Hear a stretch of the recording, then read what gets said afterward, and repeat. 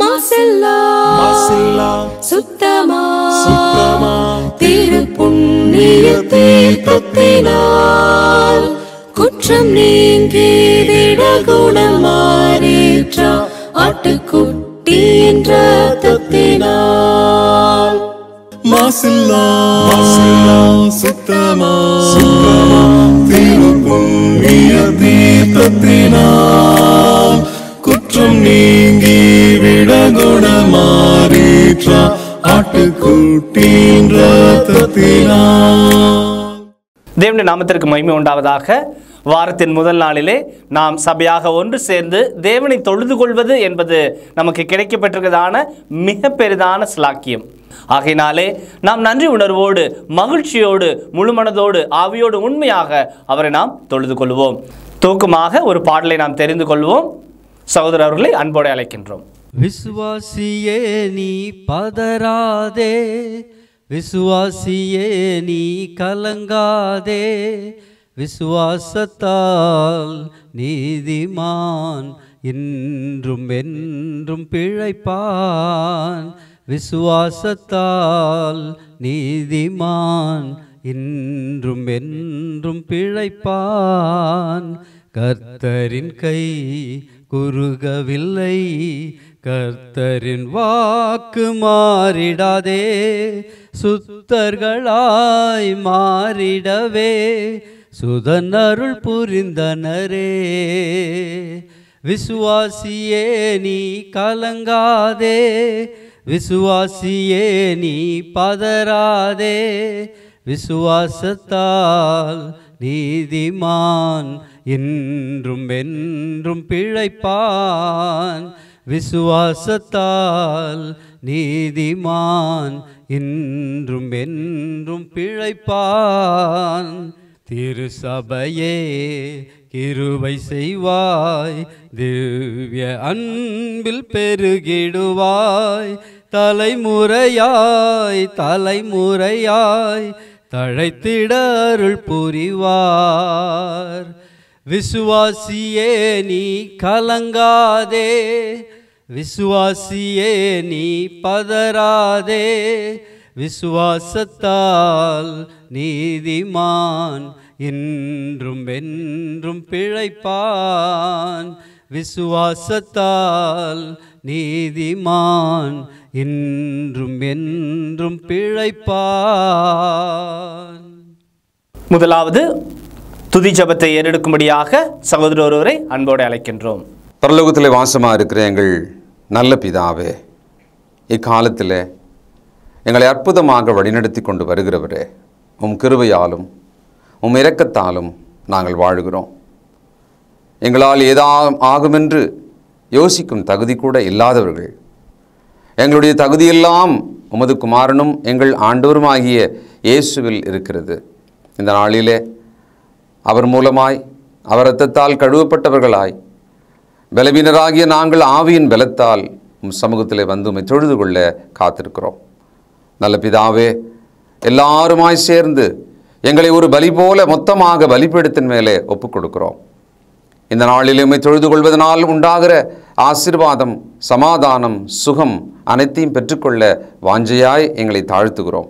எங்கள் பாவ குற்றங்களை மன்னித்து எங்களை சுகந்த வாசனையாக முகர்ந்து எங்களை பலியாக ஏற்றுக்கொண்டு ஆசீர்வதிப்பீராக. நீ செய்த எல்லா உபகாரங்களுக்காக நன்றி என்று சொல்வதை தவிர வேறொன்றும் எங்களிடத்தில் இல்லை.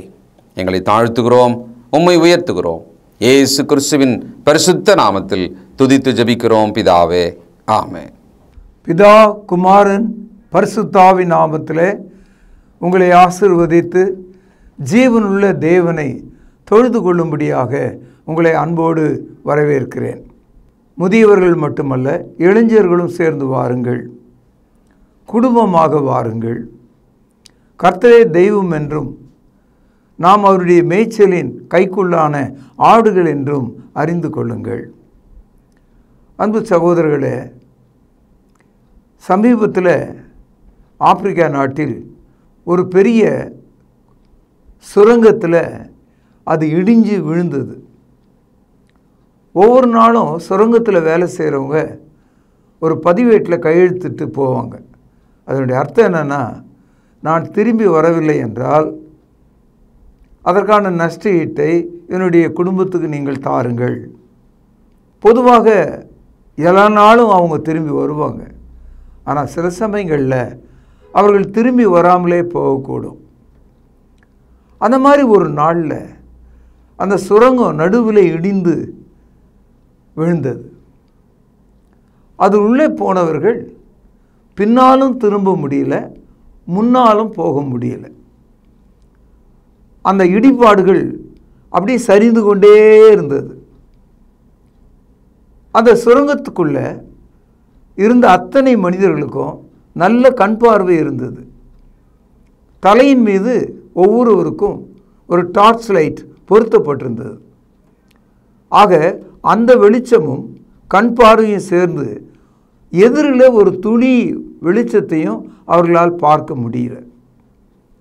இடிந்து விழுந்த அந்த குகை, அந்த சுரங்கம் ஓரளவுக்கு அப்படியே செட்டில் ஆகும்போது எதிர்ப்புறத்தில் ஒரு சிறு கீற்று போல ஒரு வெளிச்சம் தெரிந்தது. அது அந்த சுரங்கத்தினுடைய மறுமுனையை காட்டுகிறது. இப்பொழுது உள்ளே நின்ற அகப்பட்டு கொண்டவர்கள் சந்தோஷமடைந்தார்கள். அந்த சிறு கீற்று போன்ற அந்த ஒளியானது அவர்களுக்கு உயிரை திரும்பவும் பெற்றுக்கொண்டது போல தெரிந்தது. அந்த சிறு வெளிச்சம் அவளுடைய எதிர்காலத்தை காட்டக்கூடியதாக இருந்தது. ஒரு கால் நாங்கள் இங்கிருந்து தப்பிக்கொள்வோம் என்ற புரிதலை அவர்களுக்கு கொடுக்கக்கூடியதாக இருந்தது. மனிதர்களாகிய நம்முடைய வாழ்க்கையில் இந்த பைபிளை திறந்து கிறிஸ்துவை நாம் தெரிந்து கொள்ளும்போது, அதாவது சுரங்கத்திலே சிக்கிக்கொண்ட மனிதர்கள் வெறும் இருளிலே இருப்பது போல அந்த மனிதர்களுடைய தற்காலிக வெளிச்சமும் பார்வையும் அவர்களுக்கு பயன்படவில்லை. வெளிச்சம் இருந்தால் தான் கண்ணு தெரியும். நம்ம நினச்சிட்டு இருக்கோம் கண்ணு இருந்தால் எல்லாம் பார்த்துடலான். அது உண்மை இல்லை. சகோதரர், நம்முடைய வாழ்க்கையும் கூட சுரங்கம் இடிந்து விழுந்து அதில் சிக்கின மக்களைப் போல நாம் இருக்கிறோம். நம்முடைய வாழ்வு அங்கே இருக்கிறது. இயேசு கிறிஸ்துவை நாம் சந்திக்கும்போது எப்படி அந்த சுரங்கத்திலே சிக்கிக்கொண்டவர்களுக்கு நம்பிக்கையின் ஒளி, ஒரு ஒளி கீற்று, ஒரு எதிர்காலம், ஒரு விடுதலை, ஒரு சுகம், மீண்டும் தங்களுடைய குடும்பத்தை சந்திப்போம் என்ற எண்ணம் பலப்படுத்தியதோ அதுபோல நாம் இயேசுவை சந்திக்கும்போது, அவரை சிலுவையின் வழியாக நாம் சந்திக்கும்போது, அவருடைய மரணத்தின் வழியாக நாம் சந்திக்கும்போது, அவர் சிந்திய இரத்தத்தின் வழியாக நாம் சந்திக்கும்போது we see light. நாம் ஒரு வெளிச்சத்தை காண்கிறோம். யோவான் எழுதிய சுவிசேஷம் 1வது அதிகாரம் 4வது வசனம். அவருக்குள் ஜீவன் இருந்தது. அநேக சமயத்தில் இதை நாம் சரியாக ஊன்றி படிப்பதில்லை. இன் him was life. அவருக்குள் ஜீவன் இருந்தது. இயேசு கிறிஸ்துவினுடைய ஜீவன் எப்படிப்பட்டது? நித்தியமானது. The life in Christ is eternal. அவருக்குள் ஜீவன் இருந்தது. அந்த ஜீவன், இயேசு கிறிஸ்துவுக்குள் இருந்த அந்த ஜீவன் மனுஷருக்கு ஒளியாக இருந்தது. சகோதரர்களே, கிறிஸ்தவ மார்க்கத்தை ஒளியின் மார்க்கம் என்று நாம் அழைக்கிறோம். Christianity being called a religion of light. உண்மையிலேயே இந்த லைட் ஒரு சூரியன், சந்திரன், அப்படி நாம் நம்முடைய கைகளில் உள்ள விளக்குகளைப் போல அல்லது நாம் கட்டைகளை எரித்து எழுப்புகிற வெளிச்சத்தைப் போல இல்லாமல், இந்த வெளிச்சம் வானத்திலிருந்தோ பூமியிலிருந்தோ அணுக்கதிரிலிருந்தோ எரிகிற வெப்பத்திலிருந்தோ வரல. அவருக்குள் ஜீவன் இருந்தது. In him was life. The life was light and man. இயேசு கிறிஸ்துக்குள்ளிருந்து ஒரு வித்தியாசமான ஒளியை, வாழ்வின் ஒளியை, ஜீவனின் ஒளியை, நம்பிக்கையின் ஒளியை, உயிரின் ஒளியை, அழியாமையின் ஒளியை மனிதர்களாகி நாம் பார்க்க முடியும், அனுபவிக்க முடியும். இதை தான் இங்கே சொல்கிறார் பாருங்கள். அவருக்குள் ஜீவன் இருந்தது, அந்த ஜீவன் மனுஷனுக்கு ஒளியாக இருந்தது.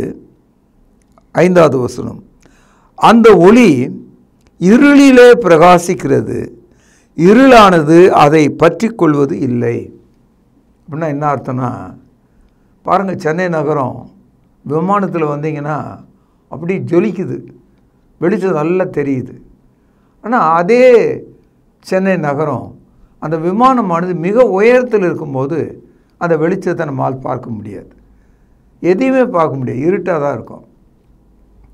இப்போது ஒரு கிராமம், நீங்கள் அந்த கிராமத்துக்கு ஒரு 2 கிலோமீட்டர் தூரத்தில் இருக்கீங்க. 2 கிலோமீட்டரில் அந்த கிராமத்தில் நடு வீடுகளில் எரியிற வெளிச்சம் நமக்கு தெரியாது. கிட்ட வந்த பிறகு தான் அந்த வெளிச்சம் தெரியும். அதுக்கு என்ன காரணம்னா, இருளினுடைய அளவு அந்த வெளிச்சத்தின் அளவை விட 10 மடங்கு பெருசாக இருக்குது. அப்போ இருளானது வெளிச்சத்தை மூடிவிடும். Darkness can cover the light. அதனால்தான் எந்த ஒரு இருளும் மறைக்காத ஒரு ஒளி இருக்கா? நம்ம இரவில் சூரிய ஒளியை பார்க்கல, ஏன்? அது மறைக்கப்பட்டு விட்டது. அப்போ எப்பேற்பட்ட ஒளியாக இருந்தாலும் இருள் அதை மறைத்து விடும். ஆனால் எந்த இருளாலும் மறைக்க முடியாத ஒரு ஒளி இயேசு கிறிஸ்துவாக இருக்கிறார், அவருடைய உயிர்த்தெழுதலாக இருக்கிறது. அந்த ஒளி இருளிலே பிரகாசிக்கிறது, இருளானது அதை பற்றி கொள்ளவில்லை. இந்த இடத்துல the darkness never comprehend, never shut it off. இருளாலே அந்த வெளிச்சத்தை மூடவில்லை என்று சொல்கிறார். லூக்கா எழுதிய சுவிசேஷம் 1வது அதிகாரம் 78-79 வசனங்கள். அந்தகாரத்திலும், அந்தகாரம் சொன்னால் கார் இருள், அந்தகாரத்திலும் மரண இருளிலும், செத்தவனுக்கு வெளிச்சம் கிடையாது, வெளிச்சம் தெரியாது. அந்தகாரத்திலும் மரண இருளிலும் உட்கார்ந்திருக்கிறவர்களுக்கு வெளிச்சம் தரவும். கோவில்களில் யாசிக்கிறவர்கள், பிச்சை எடுக்கிறவர்கள் 2 பக்கமும் வரிசையாக உட்கார்ந்து ஐயா அம்மா என்று கையை ஏந்திருப்பாங்க. அது மாதிரி மனிதர்கள் இந்த உலகத்தில் வானத்தை நோக்கி ஐயா அம்மா என்று கூப்பிடக்கூடியவர்களாக இருக்காங்களாம். எங்களை காப்பாற்றுங்க, எங்களை ரட்சியுங்க, எங்கள் வாழ்வை ஆதரியுங்கள். அந்த தங்க சுரங்கத்தில் சிக்கிக்கொண்ட அந்த மனிதர்கள் இதோடு முடிந்தது, தொடர்ந்து அந்த சுரங்கம் இடிந்து கொண்டே வரும், நிச்சயமாக நாம் இதன் கீழ் புதைக்கப்படுவோம். they never had a hope. ஆனால் அவர்களுக்கு ஒரு சிறிய வெளிச்சம் அந்த இடிபாடுகளிலே தெரிந்தது போல மரண இருளிலே உட்கார்ந்திருக்கிற நமக்கு இயேசு கிறிஸ்து என்னும் சுவிசேஷத்தின் மூலம், அவருடைய மரணம் அடக்கம் உயிர்த்தெழுதல் மூலம் நம்பிக்கை நிறைந்த இந்த ஒளி நம்முடைய இருதயங்களிலே பிரகாசிக்கக்கூடியதாக இருக்கிறது. பாருங்கள், நம்முடைய கால்களை சமாதானத்தில் வழியிலே நடத்தவும் இரக்கத்தினாலே உன்னதத்திலிருந்து தோன்றிய அருணோதயம் நம்மை சந்திக்கிறது என்றான். அதாவது இந்த அருணோதயம் என்ற தமிழ் வார்த்தைக்கு விடிற்காலையிலே முதல்ல தோன்றுகிற அந்த சூரிய ஒளி, அதை தான் கிழக்கிலே தோன்றுகிற அந்த வெளிச்சத்தை தான் அருணோதயம் என்று சொல்வார்கள். இந்தியாவில் முதல் விடியல் எங்கே துவங்குதுன்னா வடநாட்டில் உள்ள அருணாச்சல் பிரதேஷ் என்ற இடத்துல தான் முதல் காலை நம்ம நாட்டில் தொடங்குது. அருணாச்சல் என்று நம்ம சொல்கிறோமே, அதுதான் அருணோதயம் ஏர்லி மார்னிங் அப்போ வர ஒரு வெளிச்சத்தை போல தேவனுடைய பிள்ளைகளுக்கு கர்த்தர் இந்த உதவியை செய்கிறார். மரண வாசலில் நம்பிக்கையற்றவர்களாக உட்கார்ந்திருந்தவர்கள் மீது கடவுள் தமது வெளிச்சத்தை அவருடைய இரக்கத்தின்படியே அருளுகிறார் என்று சொல்கிறார். சகோதரர்களே, இந்த இடத்துல கொஞ்சம் யோசிக்க வேண்டிய ஒரு தகவல் நான் சொல்கிறேன். சில ஆளுக்கு வெளிச்சம்னா பிடிக்காது, இருள்னா ரொம்ப சந்தோஷம். உங்களுக்கு தெரிஞ்சபடி நான் ஒன்று சொல்கிறேன். உலகத்தினுடைய சராசரி கொலைகளும் குடி வெறிகளும் காம களியாட்டமும் துரோகமும் வெளிச்சத்தில் நடக்கிறதா இருளில் நடக்கிறதா? உங்களுடைய பதில் என்ன? பதில் இருளில் தான் நடக்கிறது. கூடுதலாக அந்த இருளிலே வருகிற மனிதன் தலை முதற்கொண்டு கால் மட்டும் கருப்பு உடை போட்டுக் கொள்கிறான். தப்பி தவறி கூட அந்த இருளிலே தன்னுடைய அடையாளம் தெரியக்கூடாது என்று.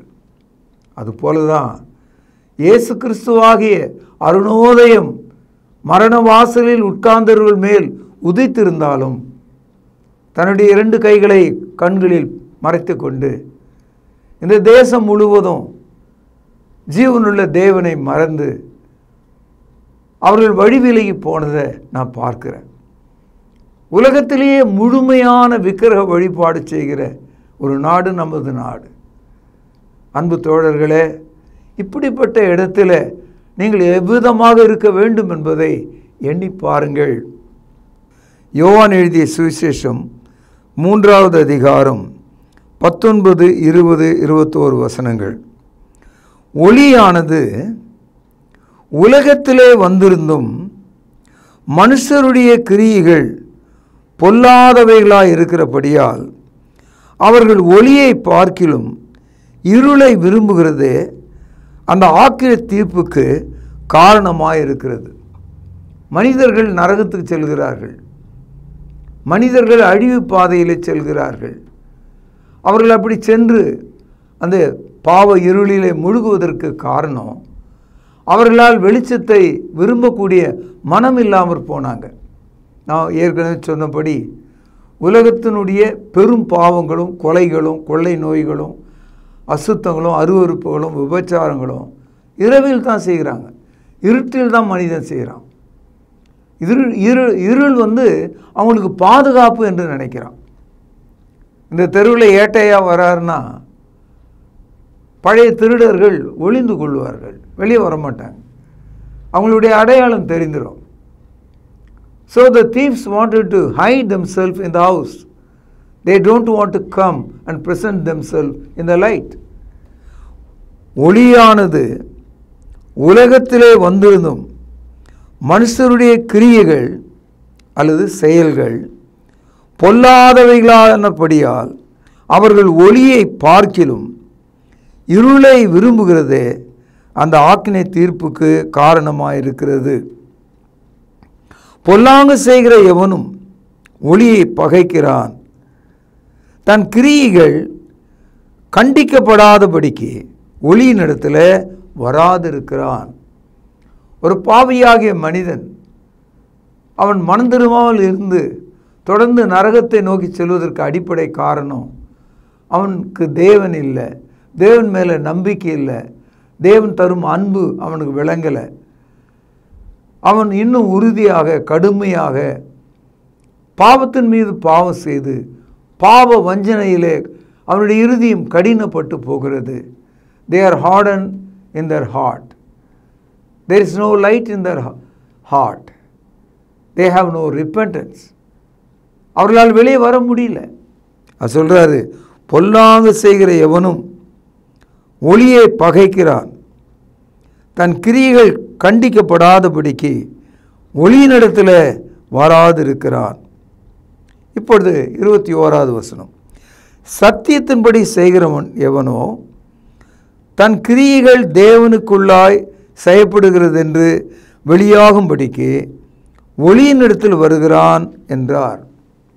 சகோதரர்களே, உலகத்தில் 3/4 வீசம் இருளிலே போய் கொண்டிருக்கிறது. ஆனால் தேவனிடத்தில் வந்திருக்கிற நீங்களும் நானும் நம்முடைய இருதயத்தில் கசப்பும் மரணமும் துக்கமும் இருந்தாலும் இயேசுவின் ஒளியினாலே அது அகற்றப்படும். நான் சுகமாவேன், என் பாவங்கள் மன்னிக்கப்படும் என்ற நம்பிக்கையை சுவிசேஷத்தினாலே நாம் அறிந்ததினாலே நாம் தேவனிடத்தில் வருகிறோம்.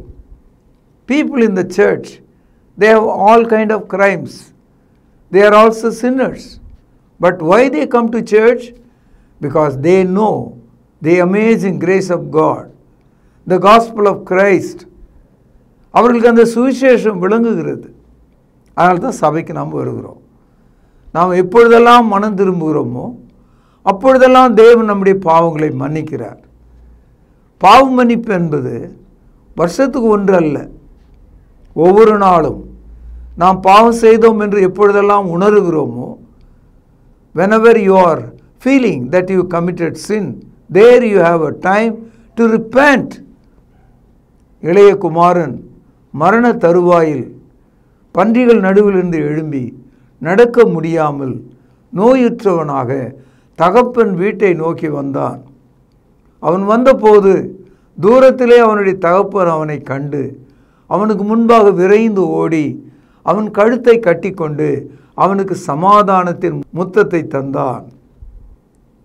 பாவ மன்னிப்பு பெறுகிற ஒவ்வொரு மனிதனும் இந்த காட்சியை மனதில் கொள்ள வேண்டும்.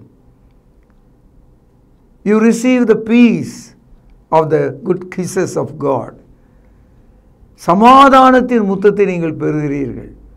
பாவ மன்னிப்பை தேவன் நமக்கு அருளுகிறார். மத்தேயு 5வது அதிகாரம் 14வது வசனம்.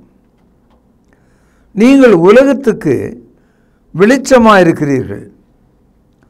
மலையின் மேல் இருக்கிற பட்டணம் மறைந்திருக்க மாட்டாது.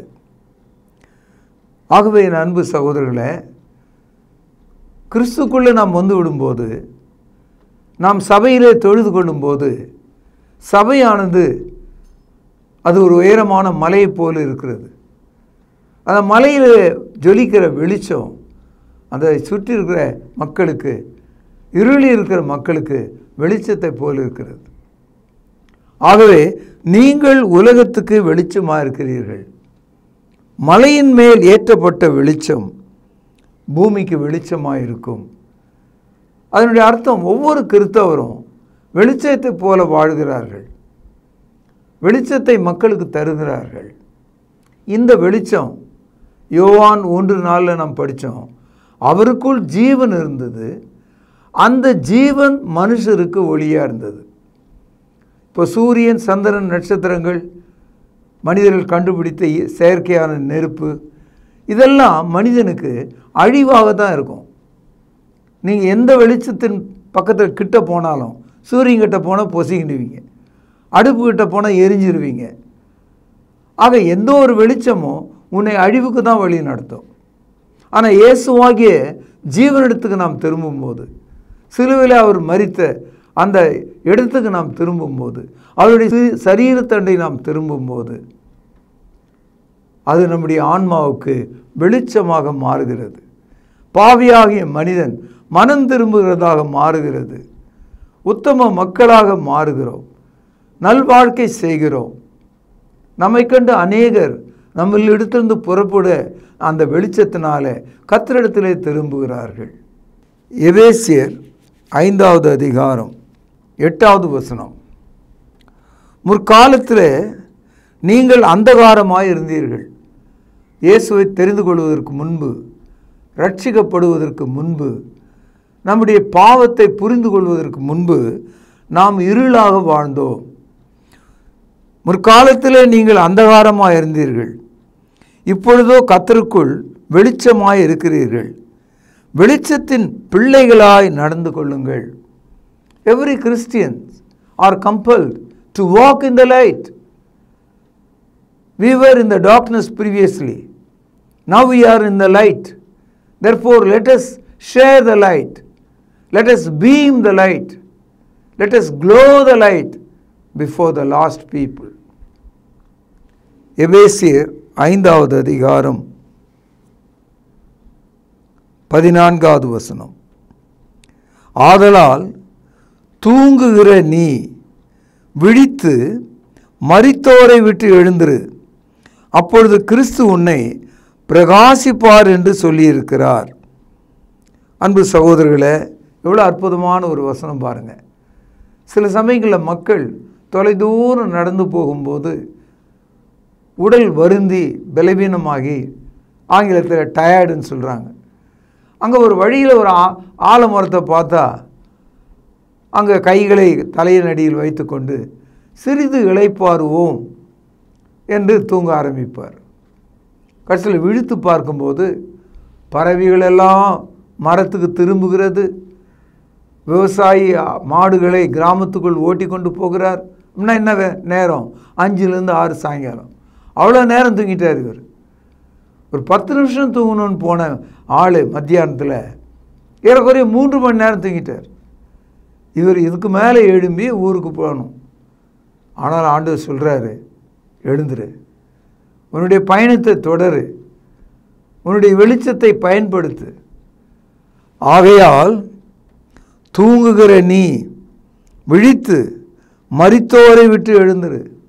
ஏன்னா நம்ம அனைவரும் இருளிலே செத்து போன மக்கள் மத்தியில் வாழ்கிறோம். People who love darkness and live by darkness, they are dead. So you are among them. Therefore you are a Christian. You are a light unto the world. Shine the light. வெளிச்சத்தை பிரகாசிக்கும்படி தேவன் நம்மை அழைத்திருக்கிறார். ஆதலால் நீங்கள் ஞானமற்றவர்களைப் போல நடவாமல் நீங்கள் நடந்து கொள்ள பாருங்கள். தூங்குகிற நீ விழித்து மரித்தோரை விட்டு எழுந்திரு, அப்பொழுது கிறிஸ்து உன்னை பிரகாசிப்பார் என்று சொல்லியிருக்கிறார். Christianity is a religion of light. கிறிஸ்துவ என்பது வெளிச்சத்தின் மார்க்கம். அந்த வெளிச்சம் உங்கள் பாவங்களை மன்னித்து உங்களுக்கு நீதியை தந்து தேவனுடைய மக்களாக வாழச் செய்கிறது. இனி நீங்கள் மரம் செடிகளையும் இயற்கையான சகல எந்த ஒரு வஸ்துவையும் எந்த ஒரு கிரகத்தையும் வணங்குறவர்களாக இல்லாமல் ஜீவனுள்ள தேவனை தொழுது கொள்கிற மக்களாக, அவரால் ஆசீர்வதிக்கப்பட்ட மக்களாக, சமாதானத்தின் முத்தத்தை பெற்றவர்களாக, வெளிச்சத்தில் நடக்கிறவர்களாக இருக்க வேண்டும். அப்படி இருக்கத்தக்கதாக அருமையான இந்த கர்த்தருடைய நாளில் உங்களை ஆசீர்வதித்து இந்த நற்போதனையை இங்கே நான் நிறைவு செய்கிறேன். கர்த்தராகிய இயேசு கிறிஸ்துவுடைய கிருபையானது உங்கள் அனைவரோடும் இருப்பதாக பிரார்த்தனை செய்வோம். அன்பான தகப்பனே, நாங்கள் இயேசு கிறிஸ்துக்குள் இருந்த ஜீவனாலே இப்பொழுது வெளிச்சமாக இருக்கிறோம் என்று அறிந்து பொல்லாத எங்களுடைய கிரியைகளை விட்டு மனம் திரும்பி வெளிச்சமாக இருக்க இப்போது எங்களுக்கு உதவி செய்தரலும். வெளிச்சத்தின் பிள்ளைகளாக இருக்க எங்களை உயிர்ப்பித்தரலும். எங்களை ஆசீர்வதியும், எங்கள் குடும்பத்தை ஆசீர்வதியும், எங்கள் தேசத்துக்கு மனம் திரும்புதலை கட்டளையிடும். ஆண்டவரும் கர்த்தரும் இரட்சகருமாக இருக்கிற இயேசுவின் நாமத்தில் ஜெபம் கேளும் ஜீவனுள்ள எங்கள் நல்ல பிதாவே, ஆமென். நம்முடைய கர்த்தராகிய இயேசு கிறிஸ்துவினுடைய கிருபையும் பிதாவின் அன்பும் பரிசுத்த ஆவியின் ஐக்கியமும் நம் அனைவரோடும் சதா காலங்களிலும் நிலைத்திருப்பதாக, ஆமென். கிறிஸ்து இயேசு தம்முடைய சரீரத்தை நமக்காக கிழிக்கு கொடுத்து தன்னுடைய இரத்தத்தை சிந்தினார். அவருடைய பந்தியை நினைவு கூறத்தக்கதாக நாம் ஆயத்தமாவோம். வழிநடத்தும்படியாக சகோதரர்களை அன்போடு அழைக்கின்றோம். கர்த்தருடைய பந்தியிலே பங்கு கொள்ளும்படி நம்மை நாமே ஆயத்தப்படுத்துவோம்.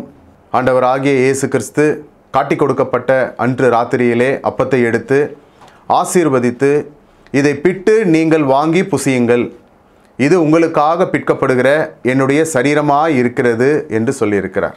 அப்பத்திற்காக நாம் ஜெபித்து இதில் பங்கு கொள்வோம். பரிசுத்தமும் இரக்கமும் தயவும் கிருபையும் நிறைந்த நல்ல ஆண்டவரே, உம்முடைய குமாரனாகிய இயேசு கிறிஸ்து சிலுவையிலே எங்களுடைய பாவங்களுக்காக தன்னுடைய இன்னுயிரை கொடுக்கும் பொழுது அவருடைய சரீரம் கிழிக்கப்பட்டது. அதற்கு ஒப்பாக இங்கு புளிப்பில்லாத அப்பம் இது வைக்கப்பட்டு இருக்கிறது. அப்பா, நீர் இந்த அப்பத்தை எங்களுக்கென்று ஆசீர்வதித்து தரும்படி விலையேற பெற்ற இயேசு கிறிஸ்துவனுடைய நல்ல நாமத்தினாலே இந்த ஜெபத்தை ஏறெடுக்கிறோம் அன்பின் பிதாவே, ஆமேன்.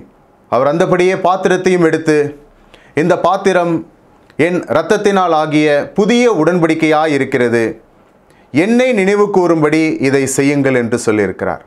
நாமும் கூட அவ்வண்ணமாகவே இதில் செய்யும்படியாக நாம் ஒன்று சேருவோம். தேவன் இந்த ரசத்தை ஆசீர்வதித்து தரும்படி நாம் ஜெபிப்போம்.